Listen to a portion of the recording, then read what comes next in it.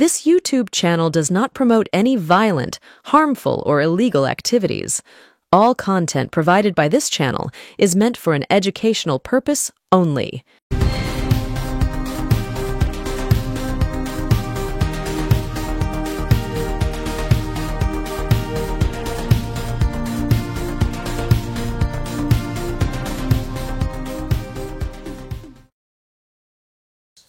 নমস্কার, আমি অরূপ সেনগুপ্ত। আপনারা দেখছেন আপনাদের সবচেয়ে পছন্দের Bangla YouTube channel NK digital. NK ডিজিটালের উল্টো মাইক অনুষ্ঠানে আপনাদের সকলকে আর একবার আমরা এনকে ডিজিটালের পক্ষ থেকে স্বাগত জানাই। দেখুন, বিগত কয়েকটা এপিসোড ধরেই উল্টো মাইকে আমরা সম্প্রচার করে চলেছি বামপন্থী আমল এবং তার কিছু সময় আগেকার সিপিআইএম দলের দ্বারা সংগঠিত সন্ত্রাসের অনুসন্ধানমূলক প্রতিবেদন। এনকে ডিজিটাল হত্যার বা মিথ্যার কোনোটারই বেসাতি করে না, কিন্তু ইতিহাস তা কলঙ্কিত হলেও তাকে স্বীকার করে নেওয়াই শ্রেয়। যারা পার করেছেন মধ্যবয়স, আমরা ব্রতী হয়েছি তাদের স্মৃতির পাতার ধুলো ঝাড়তে, আর যারা আজকের যৌবন, তাদের চোখের সামনে সঠিক ইতিহাস উন্মোচন করতে। সৎ সংবাদ পরিবেশনের দায়বদ্ধতার নিমিত্ত আমাদের এই প্রয়াস। নচেত সিপিআইএমের সন্ত্রাসে প্রাণ দিয়েছেন যে অসংখ্য মানুষ, নতুন করে তাদের বিরক্ত করবার কোনো অভিপ্রায় কিন্তু আমাদের ছিল না। অধুনা বেশ কয়েক মাস যাবৎ আমরা দেখতে পাওয়া যাচ্ছে যে পচনশীল পুঁতিগন্ধময় চরিত্রহীন বেশ কিছু কমরেড সততার ওভারকোট গায়ে চাপিয়ে মাঝরাতে পথে নেমেছেন শান্ত শহরকে অশান্ত করবার অপচেষ্টায়। তবে হ্যাঁ, এদের একটা আচরণ দেখে মনে হচ্ছে যে এদের অভিধানে চক্ষুলজ্জা নামক শব্দটা খুব সম্প্রতি বোধহয় যোগ হচ্ছে। কেন বলুন তো? দিনের আলোয় মুখ দেখাবে না বলে রাতের অন্ধকারে পথে নামছে। তবে নিন্দুকেরা আবার বলছে রাতের আন্দোলনে নাকি বিভিন্ন রূপ শারীরবৃত্তীয় সুযোগ সুবিধা উপলব্ধ হয়। আমরা অবশ্য এইরূপ চিন্তাধারা পোষণ করি না একেবারেই। যাই হোক, আজকের বিষয় হচ্ছে সন্ন্যাসী হত্যা। দেখুন, বিজন সেতু, অগ্নিসংযোগ, পুড়িয়ে মারা, এইসব আমরা অনেক শুনেছি। সেই অভিশপ্ত দিন হলো 1982 সালের 30শে এপ্রিল। কিন্তু সিপিআইএম এই নরমেধ যজ্ঞ শুরু করেছিল এরও প্রায় 15 বছর আগে, 1967 সালের 5ই মার্চ। ঘটনাস্থল আনন্দমার্গের কেন্দ্রীয় আশ্রম, পুরুলিয়ার আনন্দনগর। ওই দিনে খুন হয়েছিলেন 5 জন আনন্দমার্গী সন্ন্যাসী। সাজাস্বরূপ জেল খেটেছিল জয়পুর ব্লকের বিডিও সহ 18 জন সিপিআইএমের ক্যাডার। 1969 ক্ষমতায় এলো যুক্তফ্রন্ট সরকার, যার জোট সঙ্গী ছিল সিপিআইএম। আবার আক্রান্ত হলেন আনন্দমার্গীরা। খুন হয়ে গেলেন রবি সরকার নামক একজন আনন্দমার্গী। পুলিশ হাস্যকরভাবে গ্রেপ্তার করে মামলা দায়ের করলো ওই আনন্দমার্গীদের বিরুদ্ধেই। সুপ্রিম কোর্টে অবশ্য পরবর্তীকালে খারিজ হয়ে যায় সেই মামলা। 1977 ক্ষমতায় আসে বামপন্থীরা। অ্যাবসলিউট পাওয়ার করাপ্টস অ্যাবসলিউটলি, এই তত্ত্ব খুব দ্রুত জাঁকিয়ে বসে সারা রাজ্যে। 1980 সালে তিলজলায় অবস্থিত আনন্দমার্গের মহিলা বিভাগের আশ্রমে যাওয়ার পথের একমাত্র কালভার্টটি ভেঙে দেয় সিপিআইএম। আনন্দনগর মহাবিদ্যালয়ের রেজিস্ট্রেশন খারিজ করে দেওয়া হয়।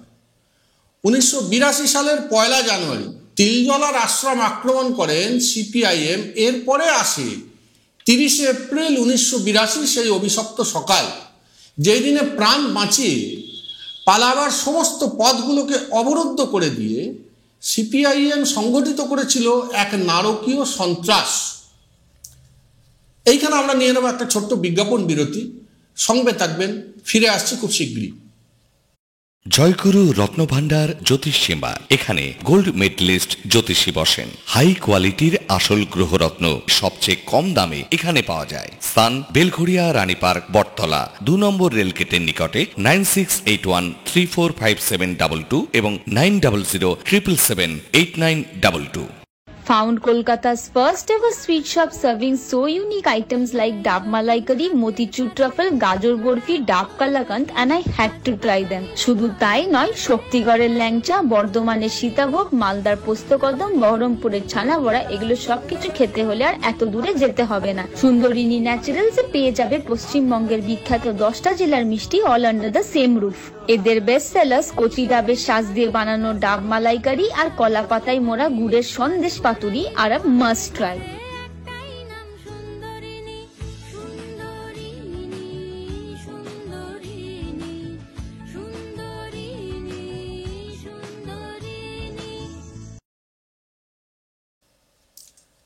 নমস্কার, ফিরে এলাম বিরতির পর। আপনারা দেখছেন উল্টো মাইক অনুষ্ঠান, আপনাদের প্রিয় চ্যানেল এনকে ডিজিটাল। দেখুন, আমরা দীর্ঘক্ষণ ধরেই আলোচনা করছি আনন্দমার্গীদের নিয়ে। একটু আসুন আমরা আগে জেনে নিই এনাদের দর্শনের বিষয়। এনাদের দর্শনের নাম প্রাউড দর্শন, যার পুরো কথা প্রোগ্রেসিভ ইউটিলাইজেশন থিওরি বা প্রগতিশীল উপযোগ তত্ত্ব, যার প্রবক্তা শ্রী শ্রী আনন্দমূর্তি। পূর্বাশ্রমে এনার নাম ছিল প্রভাত রঞ্জন সরকার। কেন্দ্রীয় সরকারের রেল দপ্তরে চাকরি করতেন।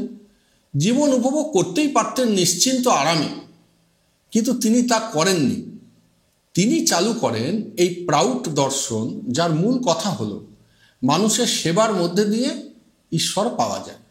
গড়ে উঠল আনন্দমার্গ সংঘ, যাদের ধ্যান জ্ঞান হলো দরিদ্র অসহায় জনগোষ্ঠীর মধ্যে শিক্ষা, ত্রাণ, হাসপাতাল এই সবের মাধ্যমে সেবার বিতরণ।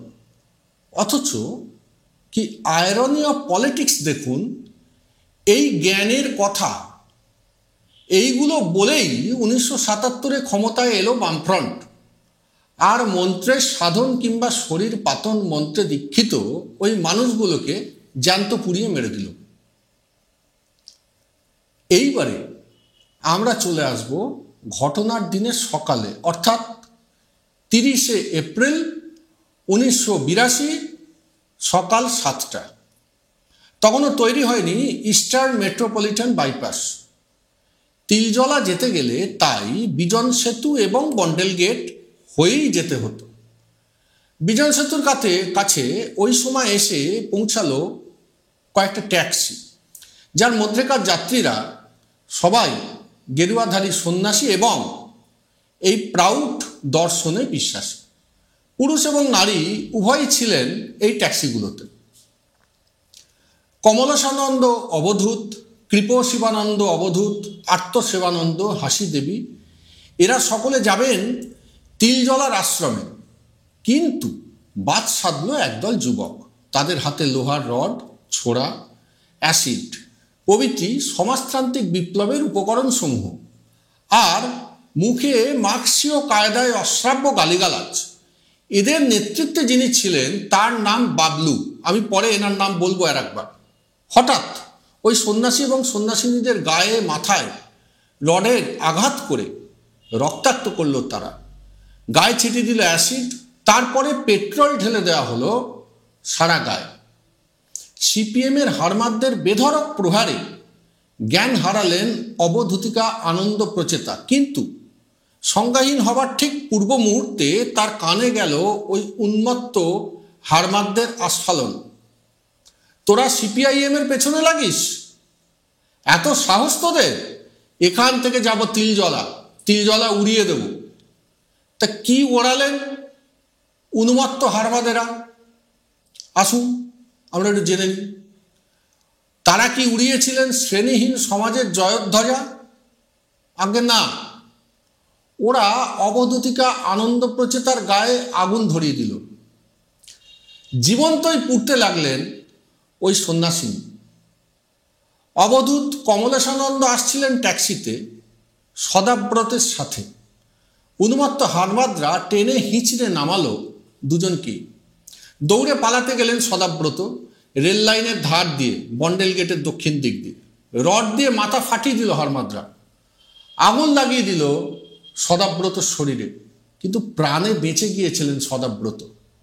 জ্ঞান ফিরে পেয়ে দেখলেন শুয়ে আছেন চিত্তরঞ্জন হাসপাতালে, আর কমলেশানন্দ পিটিয়ে থেঁতলিয়ে আগুন ধরিয়ে পুড়িয়ে মেরে দেওয়া হয়েছিল কমলেশানন্দকে।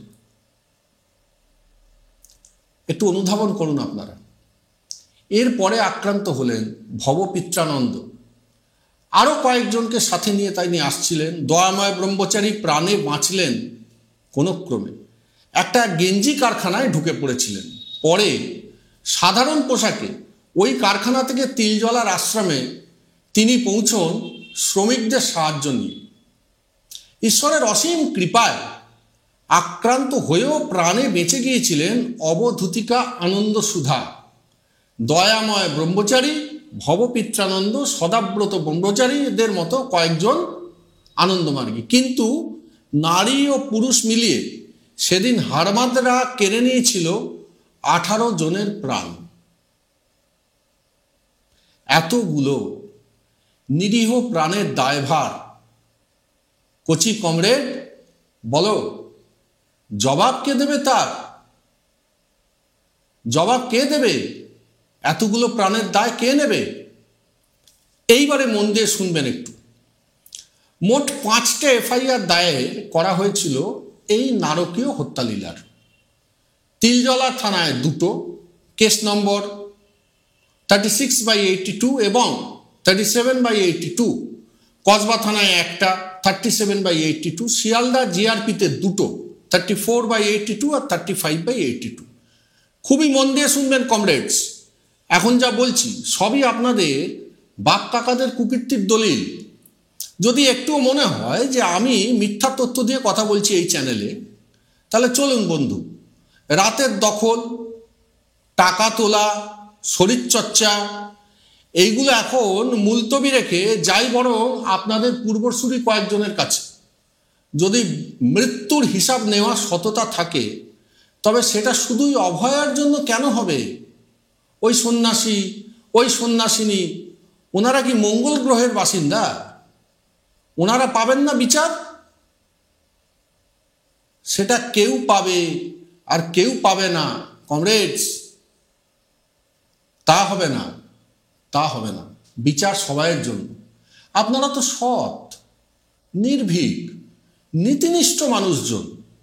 চলুন না, ব্যাটন নিলেন যাদের হাত থেকে, তারা যে রক্তের হোলি খেলেছেন, মানুষ খুন করেছেন নির্বিচারে, আগে পাপস্খলনটা করে নিন, নচেত শূন্য পেয়ে বুকই চাপড়াতে হবে তোকে বল, তাই না?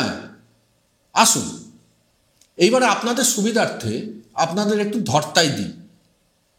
প্রায়শ্চিত্ত করতে যাবেন তো বাপ কাকাদের বাড়ি, জেনে রাখলে সুবিধাই হবে। ওই 5টে এফআইআরে কোন কোন দণ্ডবিধিতে মামলা দায়ের হয়েছিল?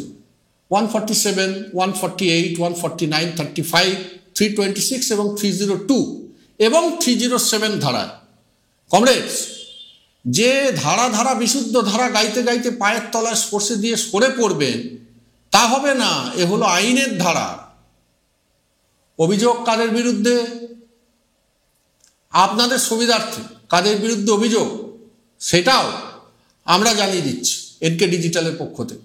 শচীন সেন, সিপিআইএম বিধায়ক; কান্তি গাঙ্গুলি, পরবর্তীতে সিপিআইএমের নেতা এবং মন্ত্রী; স্বপন চক্রবর্তী, এর নাম আমি আগেই উল্লেখ করেছি, এই সেই বাবলু, এনারই নাম স্বপন চক্রবর্তী; গুরুপদ বাগচি এবং চিন্ময় হাজরা, এই 5 জনই, এরা সবাই সিপিএমের নেতা কিংবা মন্ত্রী। এফআইআরে নাম ছিল কমরেড।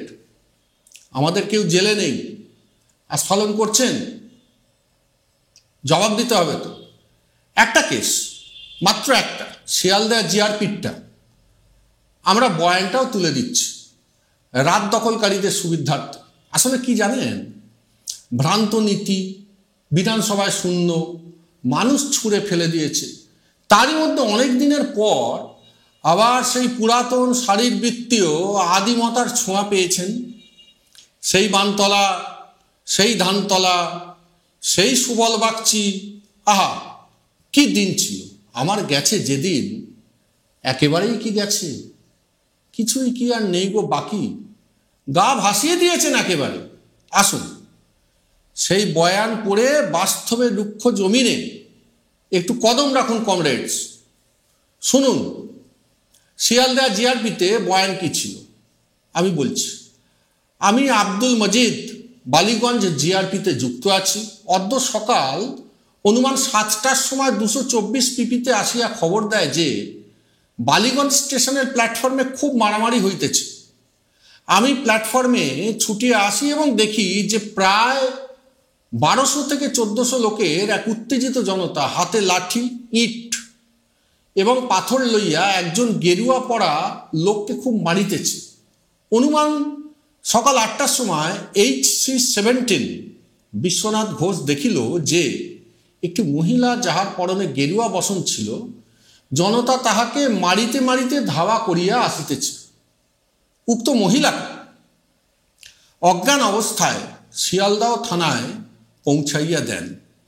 আমি জানিতে পারিলাম যে উক্ত ভদ্রলোক ও ভদ্রমহিলা আনন্দমার্গী সভ্য এবং সন্ন্যাসী।